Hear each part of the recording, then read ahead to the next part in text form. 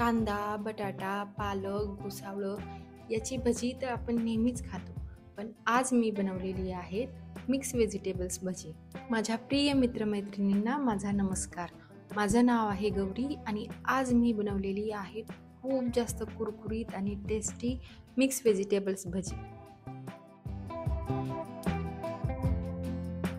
ही भजी बनवण्यासाठी मी घेतलेला आहे 1 कोबी, 1 गाजर, 2 मोठे कांदे आणि कोथिंबीर. आता या सगळ्या भाज्या आपण कट करून घेऊया. फर्स्ट मी गाजर कट करत आहे आणि जितकं पॉसिबल होईल तितकं आपल्याला ते बारीक कट करायचं आहे.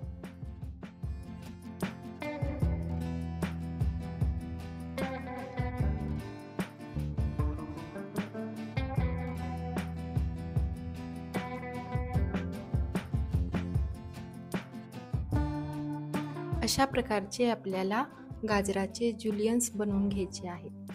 अशा प्रकारे आपल्याला कोबी देखील कट करून घ्यायचा आहे आणि त्याचे देखील जेवढे पॉसिबल होईल तेवढे बारीक आपल्याला जुलियन्स बनवून घ्यायचे आहे.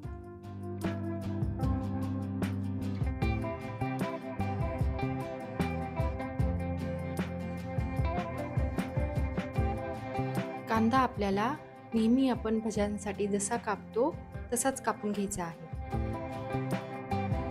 आता बाकीच्याही कट केलेल्या भाज्या आपण एकत्र करून घेऊयात.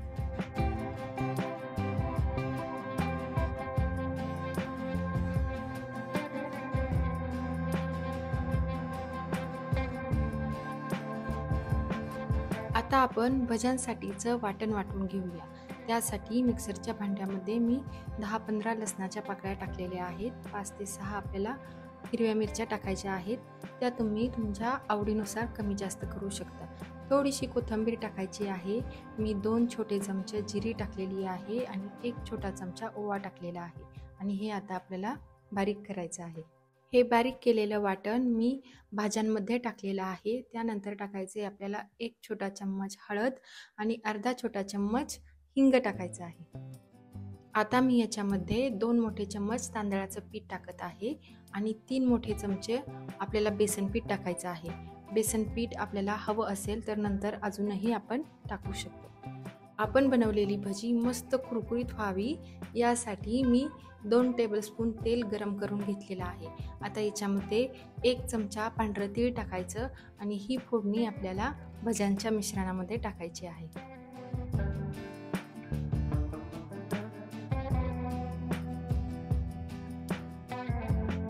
आता याच्यात टाकायचं आहे चवीसाठी मीठ आणि अर्धा छोटा चमचा लाल तिखट टाकून घ्यायचं आहे. आता हे मिश्रण आपल्याला व्यवस्थित मिक्स करून घ्यायचं आहे.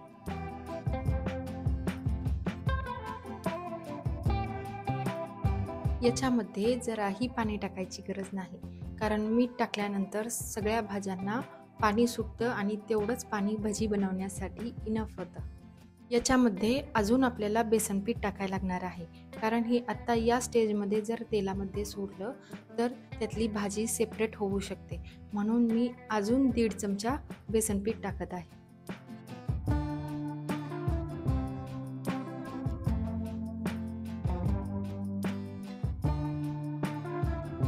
आपलं भज्यांचं मिश्रण तयार आहे. आता गॅसवरती मी तेल तापवायला ठेवलेलं आहे. ते तेल गरम झालं आहे की नाही हे चेक करायचं आणि चमच्याने किंवा हाताने त्याच्यामध्ये भजी सोडायची. भजी खालच्या साईडनी तळून झाल्यानंतर चमच्याने ती पलटी करून घ्यायची आणि दुसऱ्या साईडनेही तळून घ्यायची.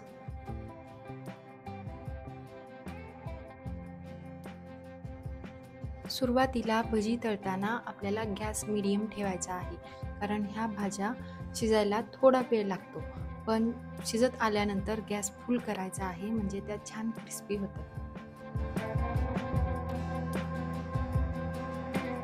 भजी छान गोल्डन ब्राऊन झाली की ती तेलामधून काढायची आणि थोडी निथळून घ्यायची आणि त्यानंतर ती टिश्यू पेपरवर ठेवायची किंवा पेपरवर ठेवायची, म्हणजे त्याच्यामध्ये जे एक्स्ट्रा तेल असेल ते देखील निघून जाईल.